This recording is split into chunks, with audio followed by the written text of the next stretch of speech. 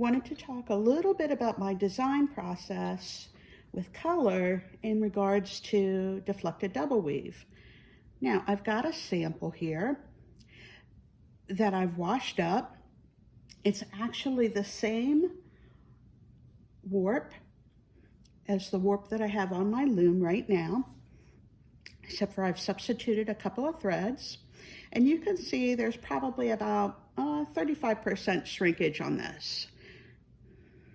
This is actually the face of the cloth.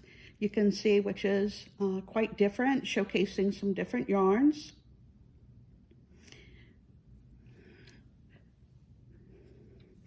Now, this is the rose path design in threading, and if you look at the bottom of the cloth, you can see that I've pretty much treadled it trompe as writ.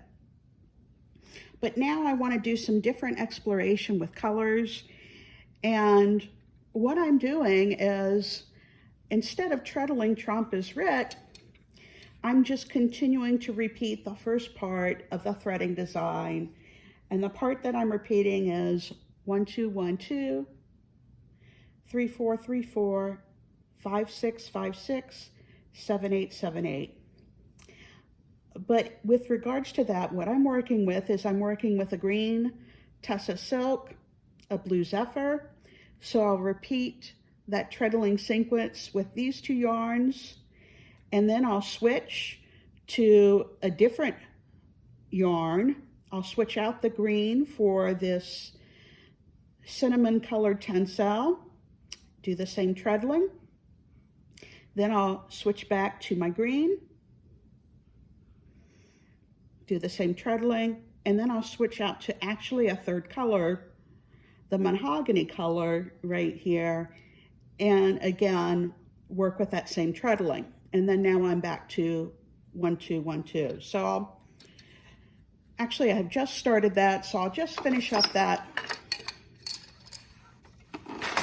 treadling sequence a little bit. Now, when I return the green, I'm going to place it closest to the reed. I'm going to pick up my blue zephyr. And when I go to enter the loom, I will see that if I were to enter the shed, it would actually cross over the green silk I have here at the selvage. So what I'm going to do is I'm going to enter the shed in between the green silk and the blue zephyr.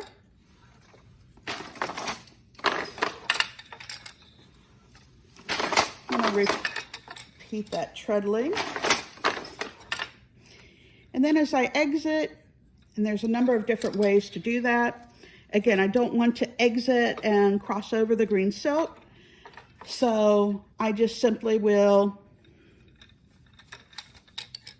exit so that my blue zephyr is on the back of the cloth. Now I can do that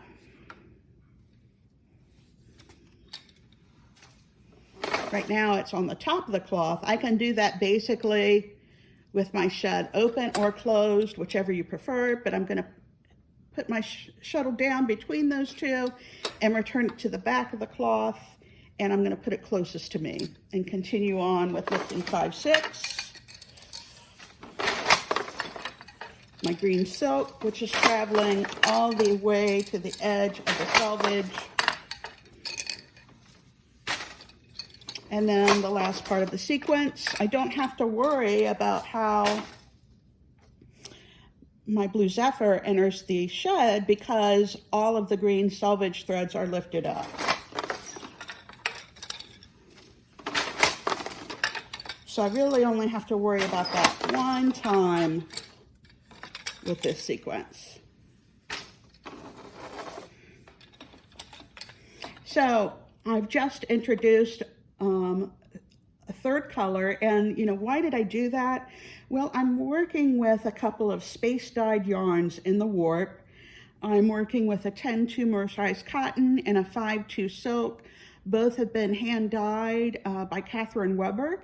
So as I continue to weave, these two yarns will continue to change colors. So one method or way of dealing with that is to introduce different colors in the weft that will coordinate with that. I'm working on some more detailed notes about how I approach color when working with space-dyed warts. I hope to have them here soon in the next couple of weeks.